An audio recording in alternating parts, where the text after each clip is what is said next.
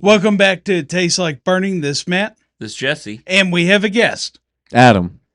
We're going to get to Adam here in a few minutes, but before we do, if you ever have questions, you can always find us on Facebook at It Tastes Like Burning Cast. You can find us on Patreon at It Tastes Like Burning Cast. You can find us on YouTube at It Tastes Like Burning Cast. And if you're feeling particularly frosty, go ahead and support us there with a like, click, lick, subscribe on any of those. Yeah. And if you ever need your Patreon. And we've got a merch store. Yeah. You can get your Arctic thong. Yeah. Yeah. No, wool. The wool is provided by you, but the thong is there, right? Right.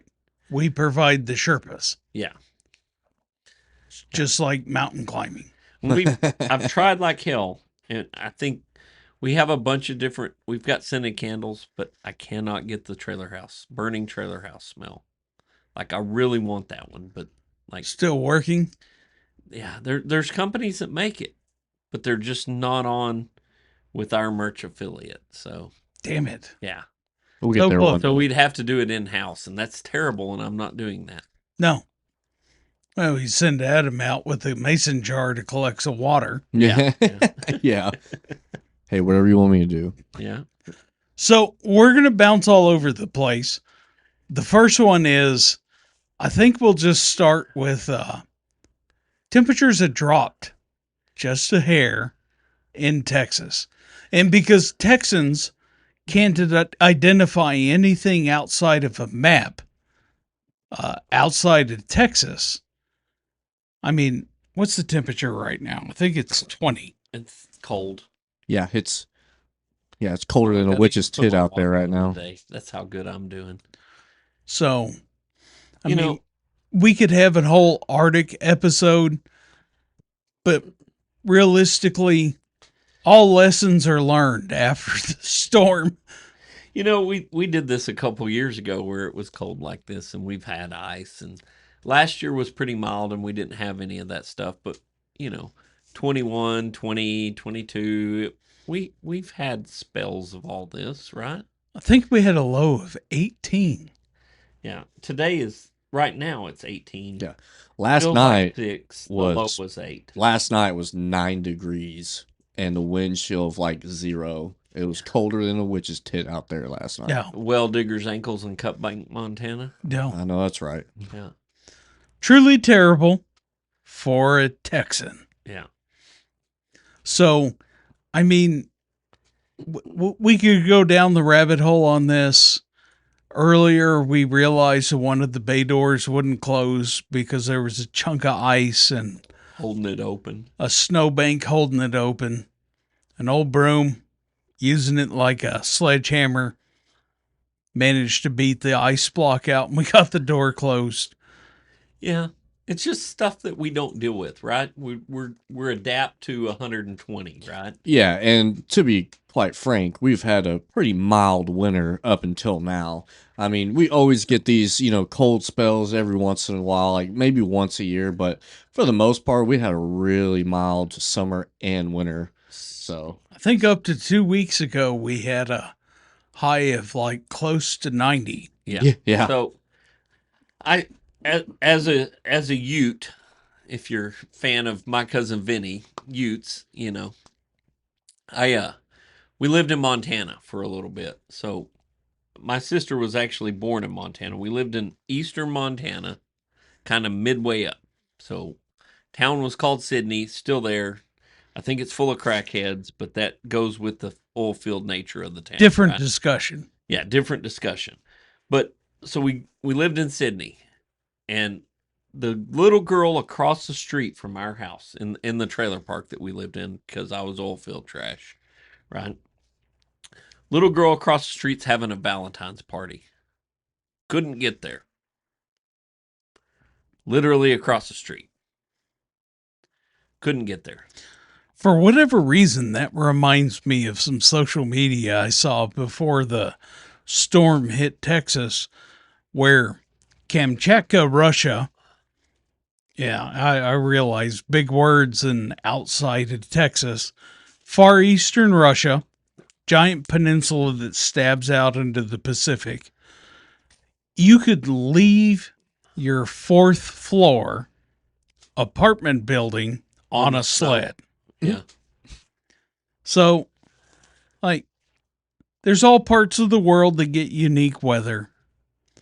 Texans manage to shut down anytime the weather gets below 40 or if there's a snowflake within 1,000 miles. But the reverse is true too, because if it was 116 or whatever in Nome, there would be problems in Nome, right? Right. Yeah, That would be bad, I would argue. there would be dead Eskimos everywhere because they wouldn't know how to process that, right? Right. Because 68's hot. Yeah. So, yeah, I mean, we've had some pretty wild weather. We've been relatively lucky. The other kind of universal thing in this area is that when we have weather like this, all of a sudden, everyone stays home. Yeah. Or they don't, Yeah. and they're idiots. Right. Might as well just stay home. We didn't stay home, but No. we're idiots, so that's part of it. So Adam, Yes, sir. sir, that's a stretch, right? Yeah. Tell us a little bit about Adam. Like how'd you get around here? What brought you here? Well, so mainly grew up in the Metroplex DFW area. I lived in Arlington pretty much from 2020 to 2024, and actually 2025. So just over 5 years. I was dating somebody down here, and I've been coming down back and forth for about a year, driving down here 4 times a week. And after I did the math, I was spending $600 a month in fuel, and not only that, but probably putting about an extra 30,000 miles on my car every year, just driving back and forth so I come see my girlfriend. I was like, probably wouldn't be a bad idea to just go ahead and move down here. Well, moved down here. Didn't know anybody but maybe one person, and about 3 months later, me and her break up. Excellent. Yeah. Usually about how it goes, So, and I'm becoming to find out that Granbury is a very small town. Yes. Very small town. Because, oh my God, I see her and, yeah, it's a bad deal. But ultimately, What is it? it really isn't, because it's led me toward, meeting new people now, right? At the fire station, and everybody, we've all become friends and we all hang out. It's ultimately, it was a good thing. But I do love the area too. I play a lot of golf down here, down at Harbor Lakes, and met some great people, and I love the area. Food's good. Great atmosphere, small town vibes. And me personally, I've been wanting to get out to the country and get away from the city. This isn't the country.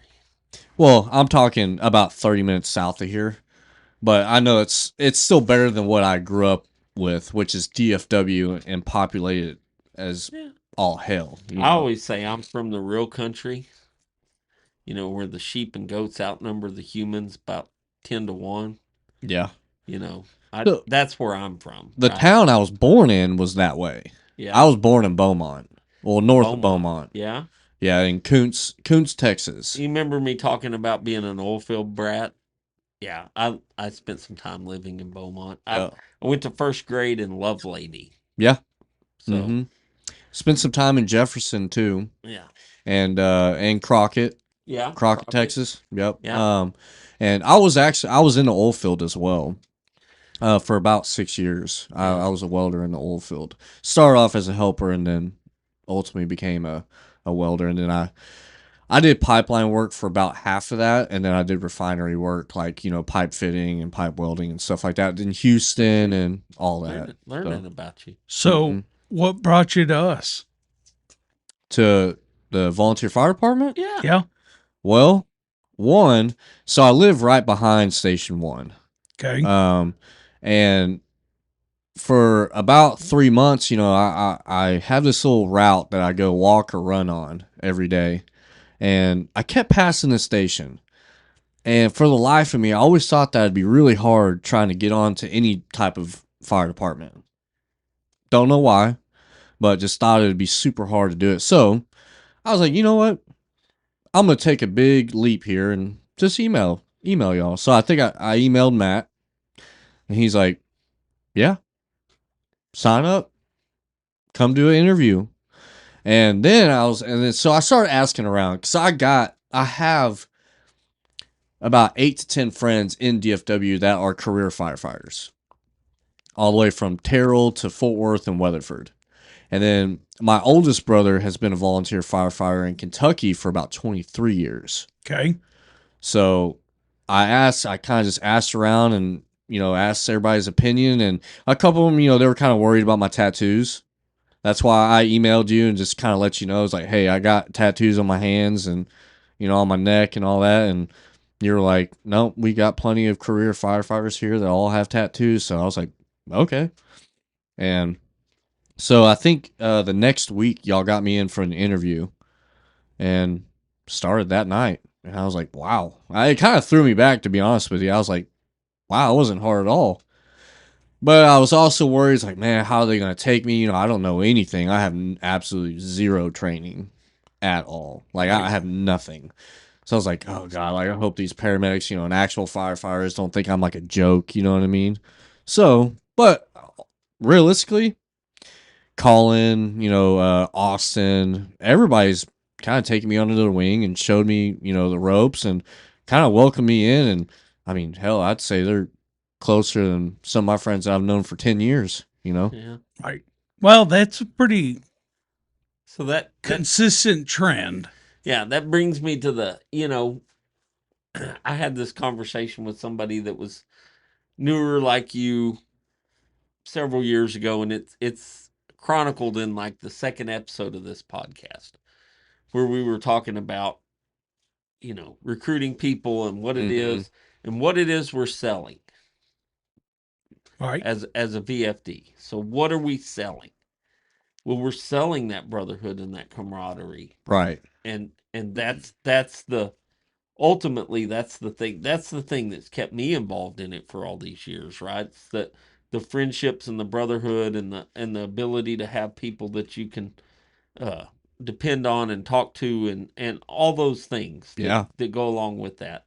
And it's good for me to know that you like clued in on that pretty quick, right? Oh yeah, like within the first week, like, me and Colin were cooking breakfast every morning, and I'm like, oh, and we just kind of meshed. And then me and, everybody from Station 1 and Station 2, like I kind of meshed with everybody. Even when we're going through training right now, like I just seem to mesh well with everybody, and everybody's just pretty welcoming. easy to do, right? Yeah. Yeah, it's pretty easy to do.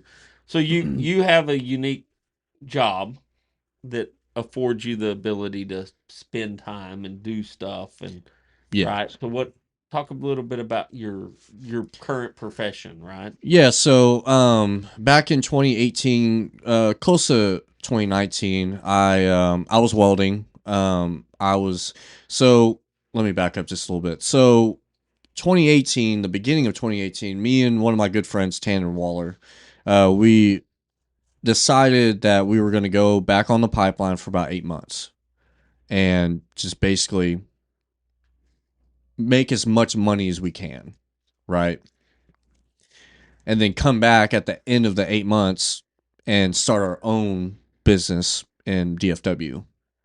That way, because he had a kid on the way, had a wife, he didn't want to be on the road. Because if anybody knows that life, it's a hard life. Yeah. You're on the road a lot. You don't see family. Anyway, so we went out for about 8 months and basically worked. We worked 614s and had one day off. And we went we started in Odessa and went to Hobbs, New Mexico, Rio Doso, New Mexico, and then we ended up in South Dakota. South Dakota sucked. Yeah. And for various reasons, but the cold weather was, it was terrible. You couldn't put on enough layers, and it was still hot as shit. So we ended up in South Dakota, and then we just decided, like, you know what, we collectively have a lot of money saved up. Like, screw it, let's just go back and see what we can do. So 2019, I had already started. I was in the progress of going ahead. I had my LLC form for my photography company. So that's what I do now. I'm a full-time photographer and videographer. I shoot destination weddings around DFW and all that good jazz. So I had already formed my LLC, and that was kind of my way out of welding because I was burnt out on it and tired of lifting heavy I-beams and breaking my back and my hands and, smelling the gases of welding. And, it was just not for me anymore. So ultimately, 2020 hit, COVID, and what we were doing as a welding company is we did a lot of structure welding for high-end restaurants in DFW. So if you ever heard of Vidora or Stir or Serious Pizza in Deep Ellum, like we did all the renovations and welding for the and Punch Bowl Social.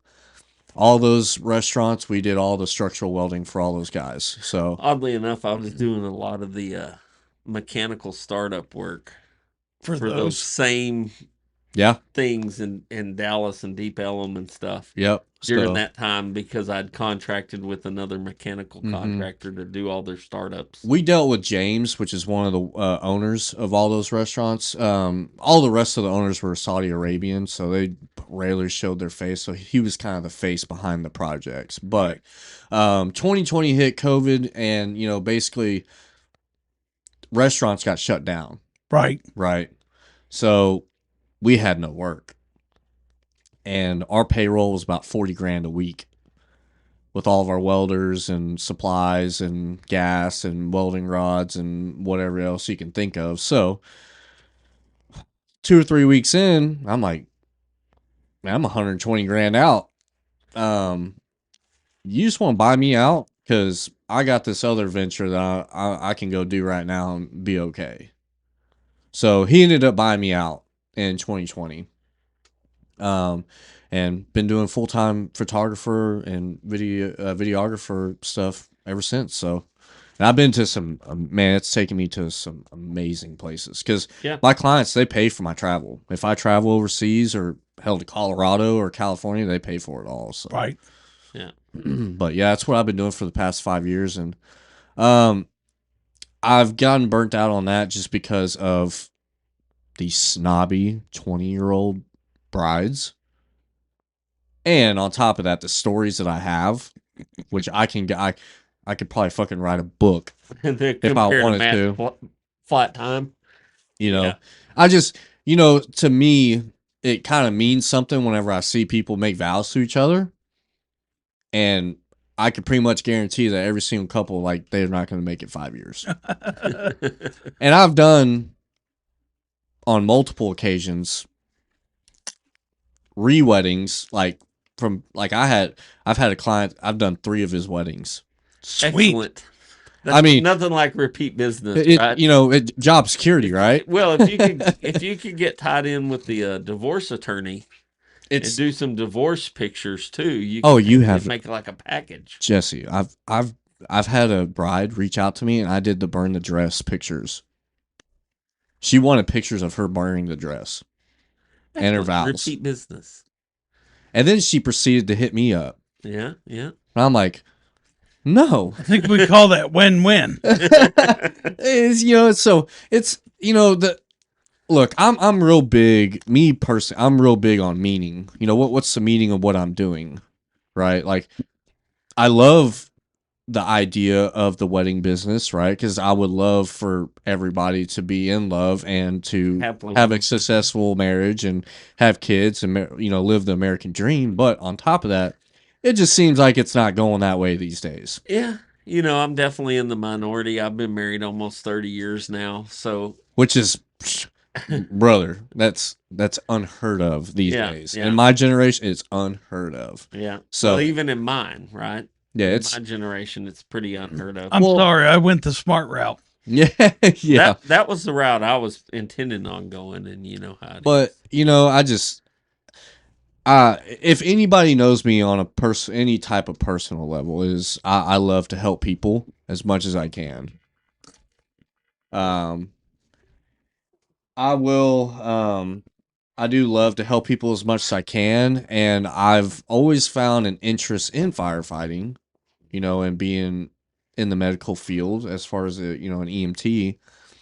I just like what I was saying earlier. I just didn't know how hard it would be to try to get into somewhere like it. So, what's your long-term goals? Oh, I definitely want to be full-time firefighter and EMT. Okay. That's which, I didn't even know there were volunteer fire departments. I had no idea until I talked to my friends and my brother. Because I thought my brother was a paid firefighter. Yeah. I had no idea he was a volunteer. So then he told me he's been volunteer for 23 years. He was a combat medic in the Army. So I thought he was getting paid. So that's when I found y'all, and I'm like, oh. So when I got on, then y'all told me that y'all, put me through training. I'm like, well, hell, this is a win-win for me. Right. Should be. So, and, and I've already seen y'all know a lot of people. Like, I don't think it would be hard for me to try to get a job somewhere in the Metroplex. Like, We can at least have the introduction. yeah, exactly. It's on you to drag your carcass across the finish line, Yeah. but we can get the introduction. Yeah, which I'm fully committed,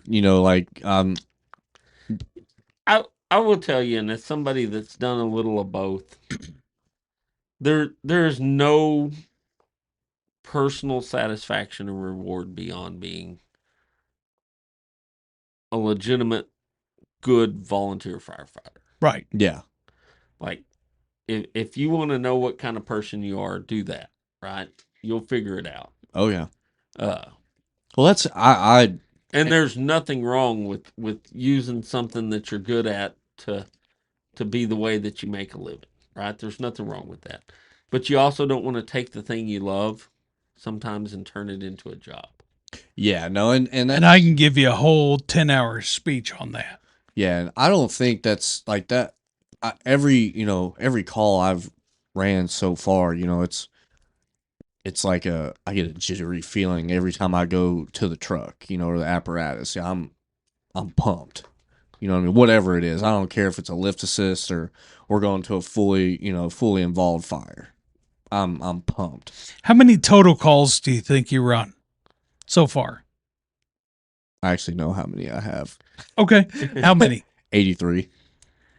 That's pretty good. How long you been in the fire service, Jesse? Since 99, so 27 years. In 27 years, how many calls you think? Ballpark. Ballpark, 10,000.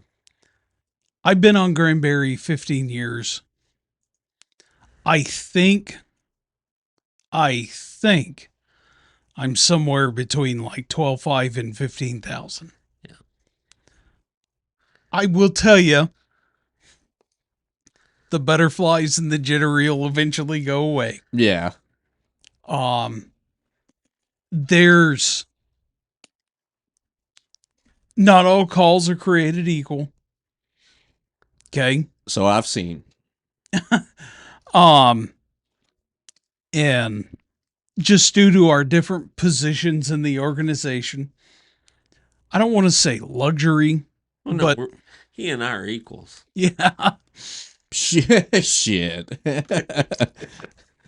But I might be able to be guilty of being charged with picking and choosing.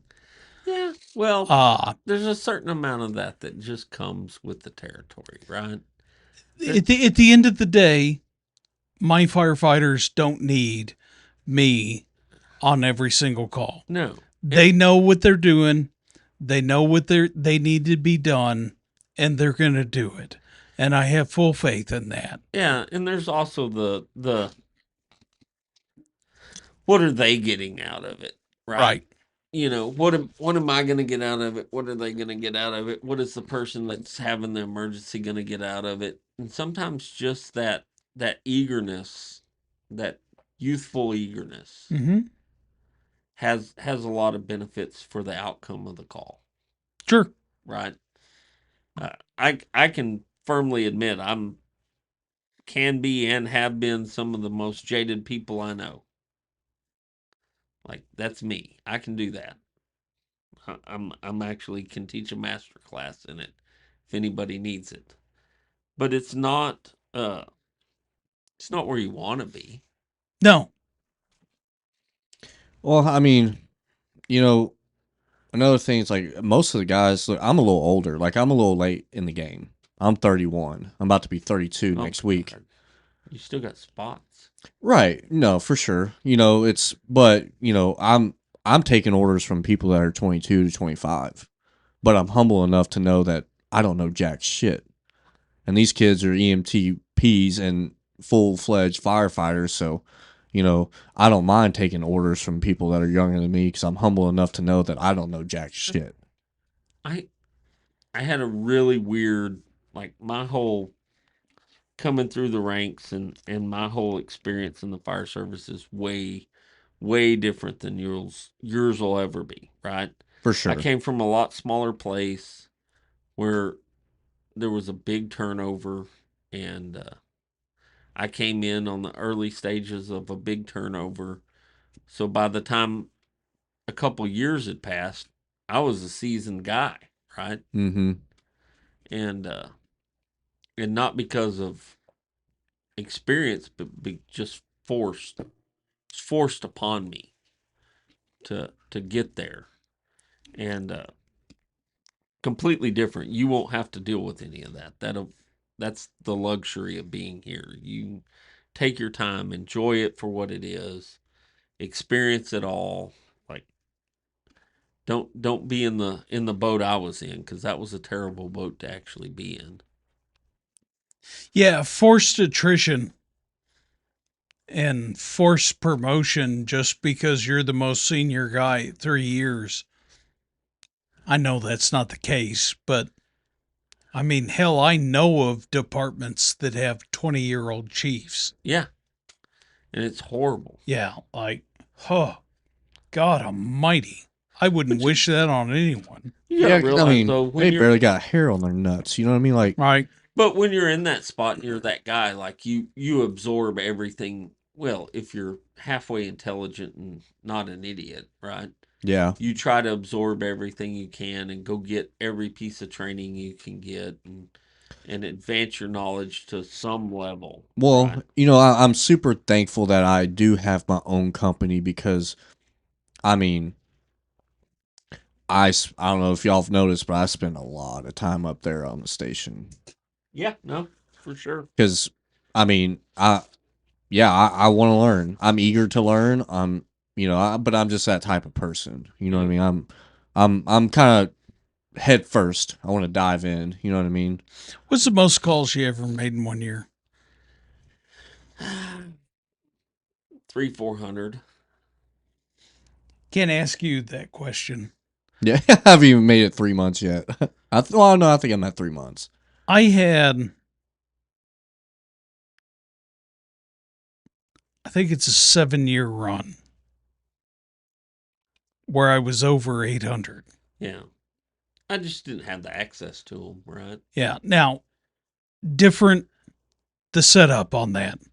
So my schedule also allowed me to have great flexibility. When I left for work, it was for not days, not weeks. It'd be weeks and months at a time. But the rest of the year I'd be off. And the kicker with it is that there is a saturation point, and I think that's kind of where you separate the wheat from the chaff. When the novelty wears off of it, where the mundane excitement Mm-hmm. wears off of it, where are you at? Terrible example, but I'm going to use it for reference. How long you been in the fire service, Jesse? Almost 30 years. 3 months? Yeah. 15, 16 years. I had an uncle that just retired from 50 years. Yeah. 50. Holy. Yeah. Right. You know, I don't know that, and it's hard to say, right? I don't see me being that 50-year guy. God, I hope not. Not for you. I'm talking about me. Yeah. Like, oh my God, I'd be 78. I don't see me being that 50-year guy. I mean, I started in my mid-20s, right? Yeah. You know, early to mid-20s. So I started young enough, but it's put me off into my 70s. Like, no, Yeah. no. I don't. I'm not saying there's not a circumstance that wouldn't put me in that position. But that position's not manning a hose line. No, no. I did a structure fire back in January. It was the most garbage, nonsensical, nothing burger structure fire. And if you've ever seen that camel that needs water in the desert, Yeah. that was me. Like, holy Christ. Now, granted, I'm a pinnacle of fitness. Okay, I look exactly like a mattress with a rope tied around it. All right. But like, no. Jesus Christ, I'm chief. You're a God damn, you're a firefighter. Here, take this. Go do this shit. Yeah. That's yeah. hard. Yeah. Yeah. No, it's I enjoy it. Yeah. I truly enjoy it. But I also think there's a certain point. Yeah, and I'm gonna go and defend the little old man that just shows up to drive a tanker. Right. No, there's Like- nothing wrong with that. Like, you need that guy. Yeah. Don't crap all over that guy. Well, yeah, because at the end You of the need day, him. I'll be sitting at the station with my hands on my ass and I can't go anywhere. You know, I'm still going to need that driver Right. or that engineer, you know. Yeah, I appreciate those positions. I don't mind. I still drag a hose, I still pull sealing. I can still do all that stuff at 50 and probably outwork half the 20-year-olds. Like, that's not that big of an issue for me. But takes a lot longer to get better from it. Well, I'll tell you right now, that's why me and Colin are starting to go back to the gym because I quickly realized when I got on, my ass was out of shape. So as bad out of shape as I am right now, and I'm kind of I'm not the mattress, but I'm maybe a couple of pillows tied together with some rope, right? But at 40, I could do a handstand push-ups. Yeah, that's. Like, yeah, I think I'd break my neck if I tried to do that. yeah, I could do that all day long. I could do a Murphy CrossFit. Like, I could just do that. And yeah, 10 years later, and I'm like, I can walk from the living room to the bedroom. So, what is your true long-term goal, Adam? Yeah, I want to be a full-time firefighter in EMT, somewhere in the Metroplex.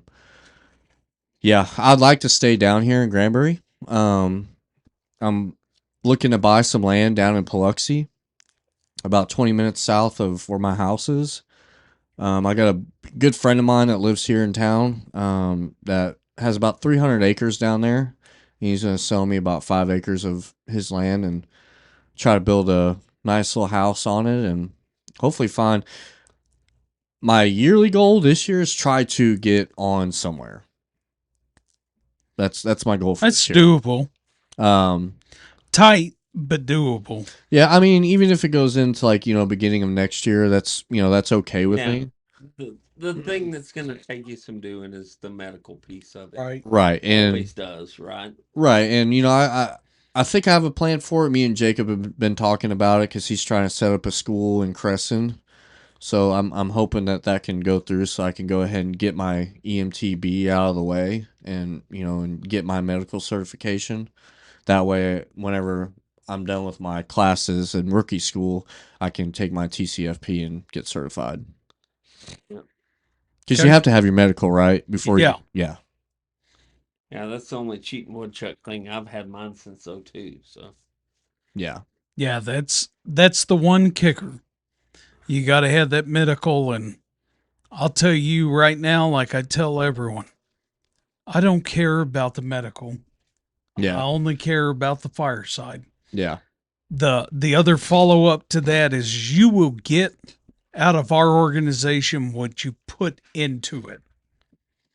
And it's incredible the doors that can open to the people that actually realize that statement. So, And you know, that's why I dedicate so much time to like being up there at the station, running calls and doing whatever I can for the station. You know, if y'all need me to do something, I'm there. I want to be the face of, like, oh, that guy, yeah, you ask him to do something, he'll do it. now, where are we at on the time check? We okay? yeah, we're 37. So, we had someone email in a request. So, we're going to segue hard. Jesse, do you have any other questions for Adam? Yeah, I think Adam's been great. Yes. Well, I appreciate y'all.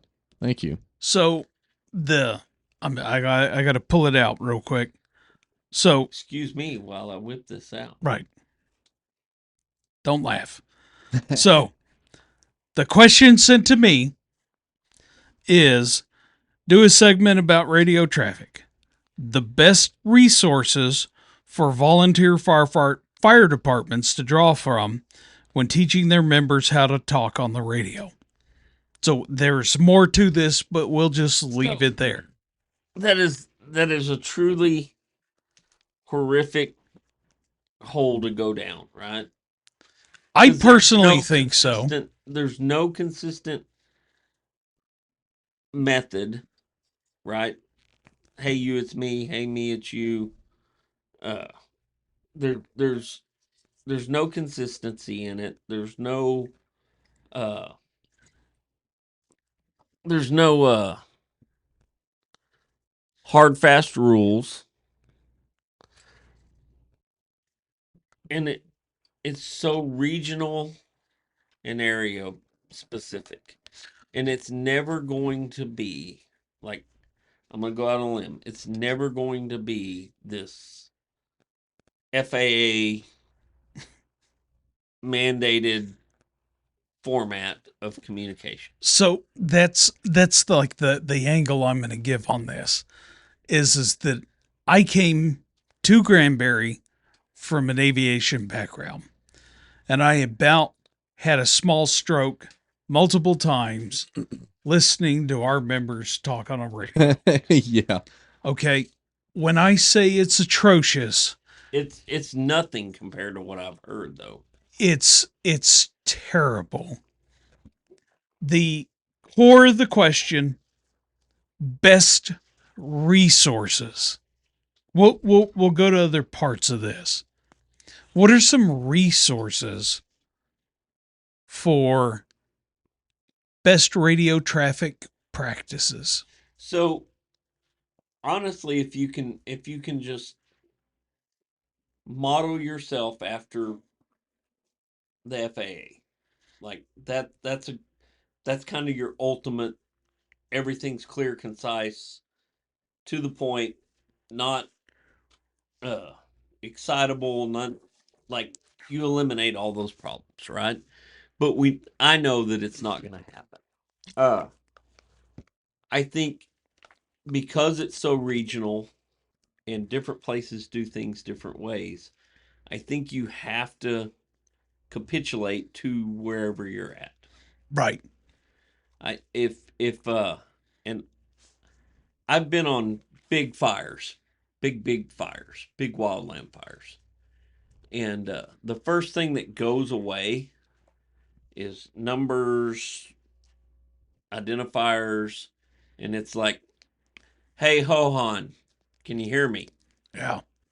And that But in that situation, that is the most effective way to make sure you get the right person that you're trying to talk to. Because you may not remember that they're on brush 47 or 38 or 62 or whatever it is that you think they might be on, and they got off that and they went to they're on foot now, and that truck left them there to go dig line. Hey, Hohan, how copy? Yeah, we've done that, like, on Brushy Road Fire that we had last month.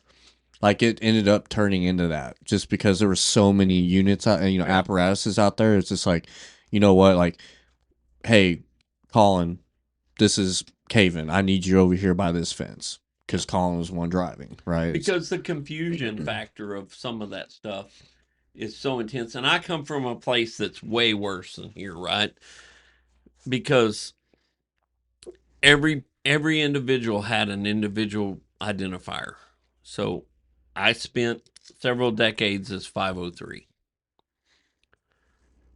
And for 9 counties around there, everybody knows who 503 is. Like, I can meet people that I've met before and shake their hand at an event and say I'm 503, and they'll know exactly who I am. But the truck I came in on didn't mean anything to that. Like, they didn't care about brush 1. They cared about, I need to talk to 503. And so it's different. It's completely different. It's so regionalized. I can see every way that it works. I can see that obviously what we were doing down there created this system that if you were on the outside, you couldn't understand it. Right.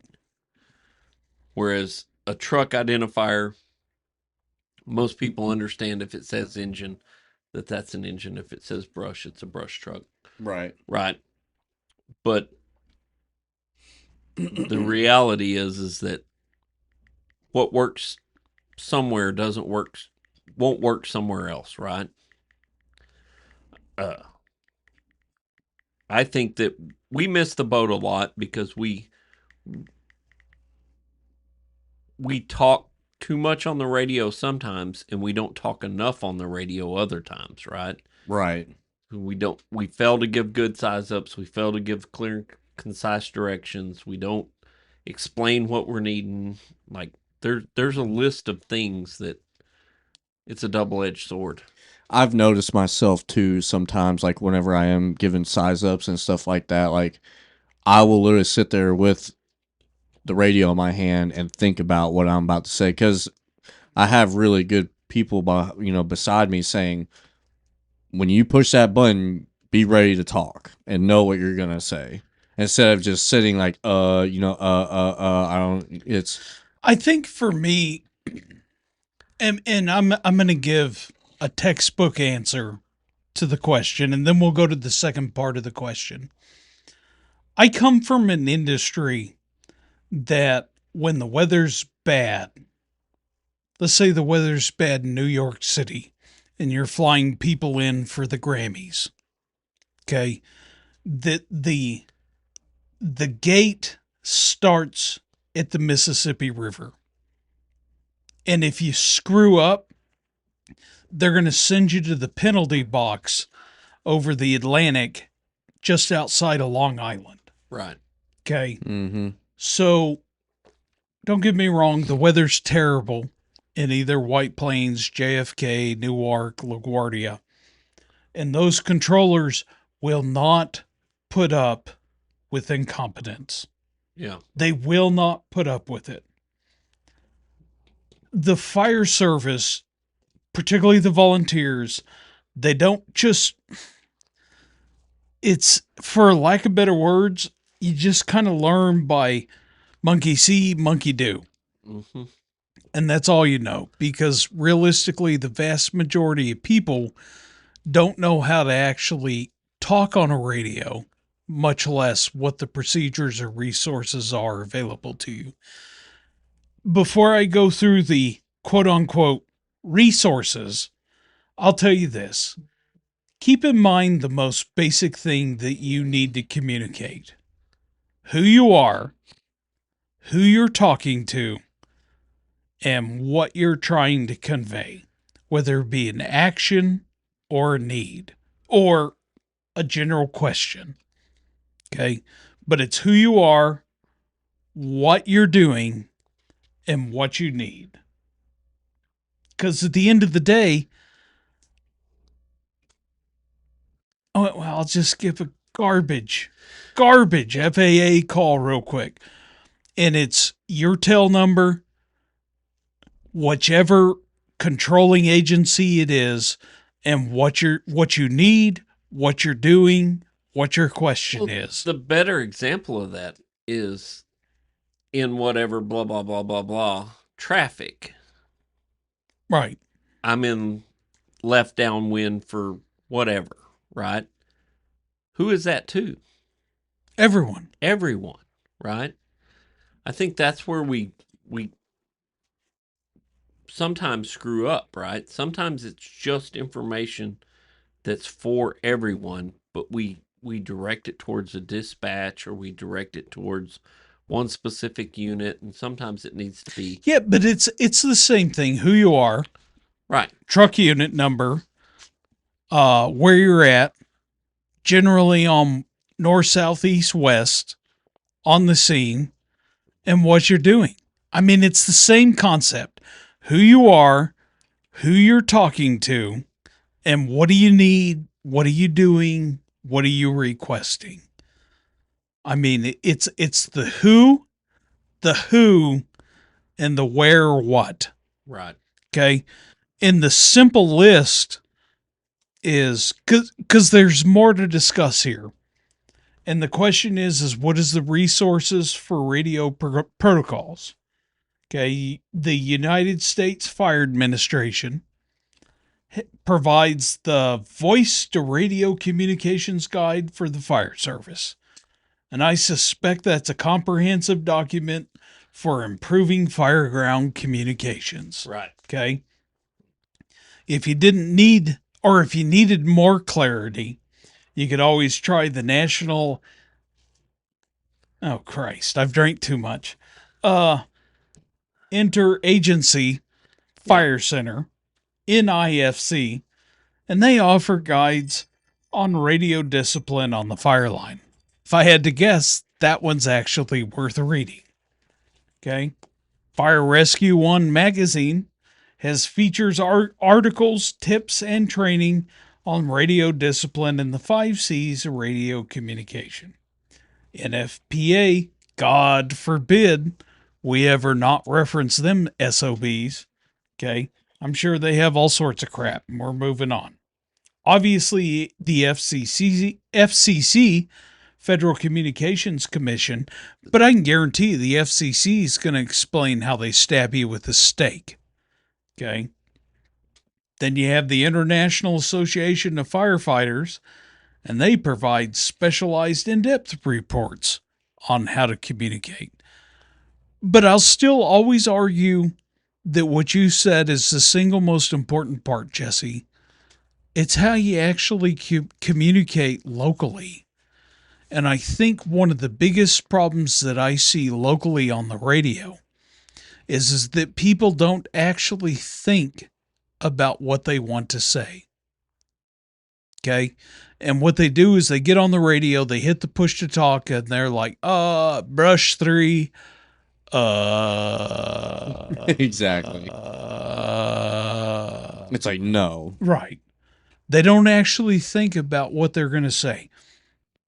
So at the most fundamental basic level, think about what you're trying to communicate. When you hit the push to talk, give it a solid 2 count. 1 1000, 2 1000. Don't say that into the mic. Yeah. Okay.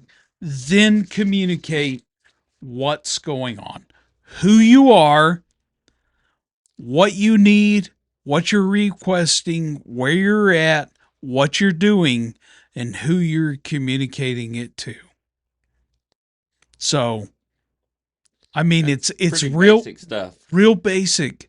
Who you are, who you're talking to, what you need, what you want, where you're going, and what you see, Engine one's outstretching. right? If it's local and you know that, you get it. So let me get to the next question in this. I'll be brush 3. Oh.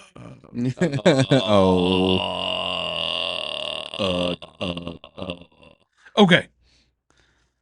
So, scene size up, huge subject. Like, Oh yeah, no. I'll get through the rest of it. Calling things from working fires, key buzzwords that dispatch is going to pick up on, and anyone who is listening that is en route. Okay, this one I can actually agree with.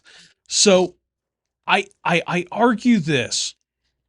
Well, I'm going to ask you a question. How many fully involved fires have you gone to where it was 20% involved? Or 10. Right. Pet peeve. Okay. I would argue this. You're the first engine on scene.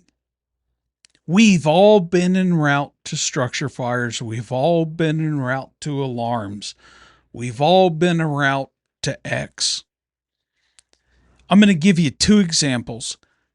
Engine 1 on scene, smoke showing.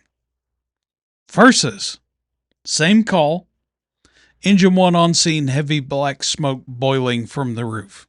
Yeah. How big of a difference does that make? High velocity, heavy, acrid smoke. Yeah. Now, there's descriptors that are hard to learn, right? The problem. I got chastised one time for saying I had 3 vehicles wheels down. That's Idiot. A pretty good descriptor, isn't it? Really good. Really good. Now, here's the problem. There's a big difference because at the end of the day, it's a local radio network. And whether we like it or not, all of our voices are its own fingerprint. There's a big difference between me showing up on scene and saying, light smoke showing, firefighters out investigating, versus heavy smoke boiling through the roof, firefighters stretching a line. Okay. Big difference. Versus you, Adam. And it's just because your voice isn't known yet. Right. Okay. To the locals. Makes a huge difference. Mm-hmm. But the kicker that I would add here is that you can add great information and not have to use a lot more words. Okay. You show up to a grass fire. Brush one on scene. Small fire spreading fast. Okay. Pretty vague. Okay. Versus brush one on scene. Foot tall grass. Acre size spreading. A little bit better visual. Yeah. Or brush one on scene, acre size, pushing into trees, heavy dense trees. Completely changes the scene. And the kicker is to this particular question, I would emphasize, what are you trying to accomplish? Are you getting on the radio and vomiting? Or are you getting on the radio and actually providing a picture? Right. Where it's even more important is in that proverbial really bad grass fire where it's all going to shit. Mm-hmm. Or you show up on scene to a working structure fire and it's legitimately going to shit. And for the love of Christ, please do not call it fully involved or fully engulfed. Jesus Christ. Fully engulfed? Kiss my ass. What the hell does that mean? Fully engulfed. That means there's a nice cozy fire on the walls and the roof and the ceiling and the Well, I mean, look, floor and the... That's a pet peeve of mine. but to be fair, What is the difference between engulfed and involved? English lesson aside, know the difference between those two words. Okay. Right. Because God forbid. And actually learn how to estimate a percentage of a structure. Right. Like I would say, like for example, like the De Cordova fire that we had in December. I would say that was a fully involved fire because it was more than 30% of the house. No. Fully involved does 100%. Oh. That's 30% Period. I stand corrected then.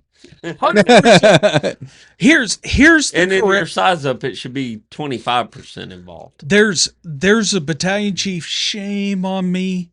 Shame on me. I'm not remembering this man's department. I think it was Dallas. Where he showed up on scene and he said, every stick is on fire. That's Fully involved. fully involved. Fully For involved. Fully involved to happen, collapses already had to take in place. Right. Collapses already happened for fully involved. 12-foot jet flames are shooting out every single possible opening in that place. And roof collapses already happened. 300-foot flames are coming out of the center of the house. Pet peeve. Okay. That's a big one. Truly be able, because it makes a big difference to the arriving unit to be able to call 1 or 2 room involvement versus, as we just demonstrated, the difference between fully involved and a 1 or 2 room involvement. 1 or 2 room involvement. There's still search to be done. There's there's water, ventilation. Yeah, Mm-hmm. there's Like, still things. Well, and you got work. to actually back up, I if I remember correctly, when we were listening over, the radio comms they did say like we have a fully involved garage and spreading into the house. Okay, is what they said. That would be okay. I would still understand that. Yeah. Because it was the whole garage was up in the RV flames. on New Year's where it came across as fully involved was only at best 50% involved. At best, probably more like 30%. Yeah. Yeah. And part of that is just a little bit of experience. But again, it's that local radio terminology. Mm-hmm. Yeah. And the problem is it's like herpes. And if you don't get it fixed, Valtrex out Yeah.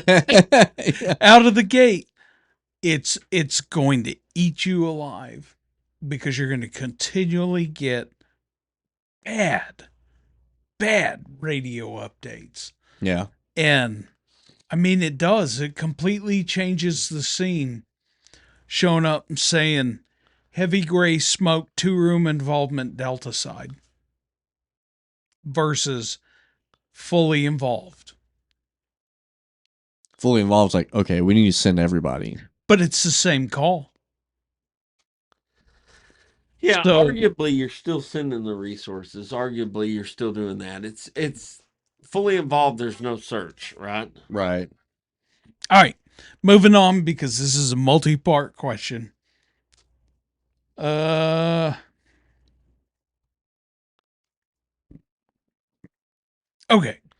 this is an important one.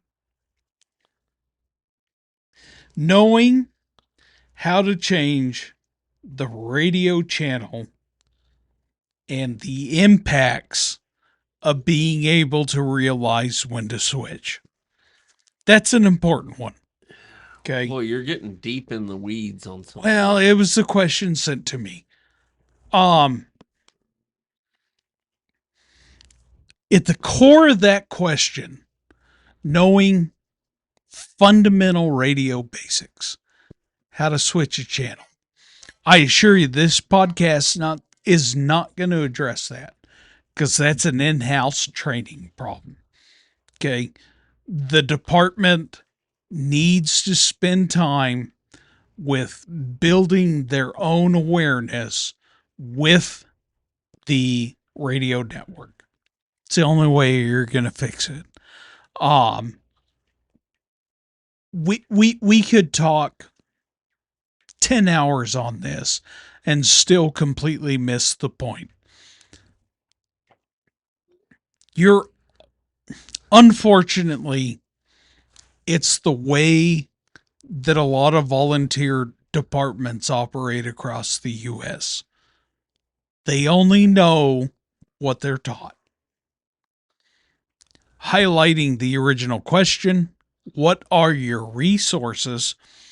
Well, here's the kicker. It's one thing to change Adam, who's brand new on the department, and being able to change the way you talk on the radio, versus Dingus McGee or Bob Smith or Johnny Apple, who's been on the department since 1812, how to change the way they talk on the radio. Yeah. Right. Okay. Arguably, it'd be really difficult to change the way I talk on the radio. Almost impossible. I'm trying to think if it'd be the same for me. Probably. Yeah, almost impossible. Of course, I would argue I talk on the radio impeccably. But I try to use descriptors and be like, hey, you, it's me, or hey, me, it's you. That's going to be screwed up no matter what. Period. Because oddly enough, I'll fail to identify myself more times than not. Yeah. Well, but again, the voice is recognized. Yeah. 503 is synonymous. They may not be able to stand next to you in a grocery store line and know who you are. But If you spoke, they'd know exactly who you are. Yeah, how's that work in Oklahoma? Yeah, it doesn't.